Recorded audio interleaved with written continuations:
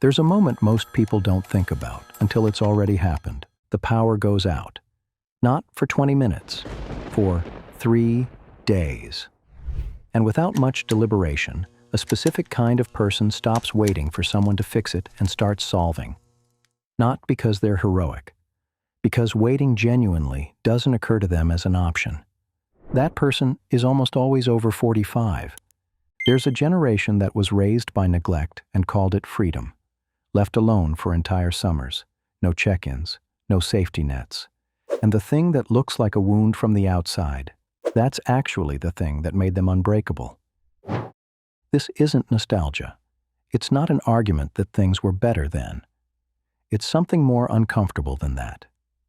It's a question about what gets built in a person when difficulty is the default, and what doesn't get built when it isn't. Because the answer to that question matters more right now than most people are willing to admit. There's a specific kind of problem solving that doesn't come from education. It comes from being left alone with a broken thing and no adult willing to fix it for you. Gen X kids came home to empty houses. Not occasionally, routinely. Parents working. No after-school programs designed to fill every hour. No structured enrichment. Just a house, a problem, and the expectation that you'd figure it out before anyone got home. What that produced wasn't independence as a concept. It was independence as a reflex, the kind that doesn't require motivation or a framework. It just activates. A kid who grows up waiting to be told what to do next develops a very specific dependency. Not laziness, that's the wrong word. A structural dependency. The system around them becomes load-bearing. Remove the system, and they freeze. Not because they're incapable, but because capability was never required of them in the same way. Gen X didn't freeze. They learned to read situations the way other people read instructions. Quietly, quickly, without needing the manual to exist first. There's a second thing that happened in those empty houses, and it's less obvious. They learned how things worked. Not theoretically, physically. A car that wouldn't start. A fuse that kept blowing. A pipe that leaked every winter. These weren't problems that got outsourced to a professional while a child watched from a safe distance. They were problems that got solved in the driveway, with whatever was available, by whoever was there. That kind of knowledge doesn't transfer through YouTube tutorials.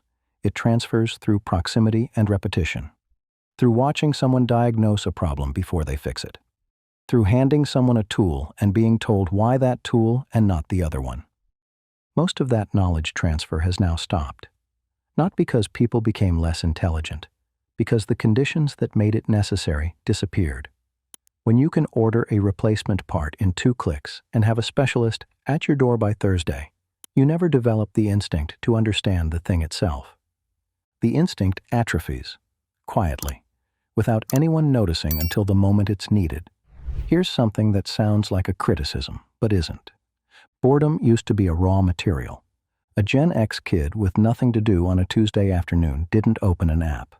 There was no app. There was a neighborhood, a bike, maybe a creek, and a few hours with no structure and no supervision. What happened in those hours wasn't wasted time. It was the development of something that's genuinely difficult to teach in a structured environment. The ability to generate your own direction. That ability, to sit with emptiness and produce something from it, is increasingly rare, not because younger generations are weaker, because the conditions that forced its development have been systematically removed. Every gap has been filled. Every moment of potential boredom has been preempted by something designed to occupy attention. The result is a generation, actually 2 generations, that are extraordinarily capable when the environment is structured and the inputs are clear, and genuinely uncomfortable when neither of those things is true. That discomfort isn't a character flaw. It's a reasonable response to never having been trained otherwise. But discomfort and capability are not the same thing, and in the moments that matter most, the ones where the structure collapses and the inputs disappear, that distinction becomes very real, very fast. There's a fourth thing Gen X developed that almost never gets named directly: physical literacy. The ability to read a space, to assess a situation without data, to know from the way something sounds or smells or feels that something is wrong before any system flags it. This isn't mystical. It's pattern recognition built from years of unmediated physical experience.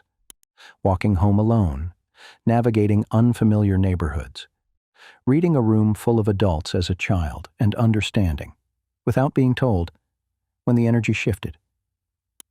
A child who spent years outside, unsupervised, unscheduled, learned to read weather, read strangers, read silence, not as a lesson, as a necessity.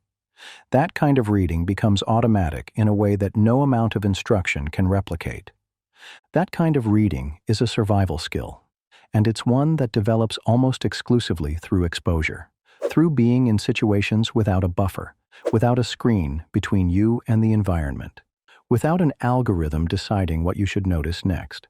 The buffer has become the default, which means the skill that develops in its absence is becoming genuinely uncommon. None of this is an argument that Gen X had it better. Neglect is not a pedagogy. Unsupervised childhoods produced real damage alongside real capability. That's not being romanticized here. What's being said is something more specific.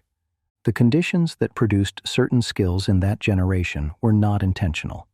They were accidental, a byproduct of economic pressure, cultural indifference, and a world that hadn't yet decided that children needed to be protected from difficulty at every turn.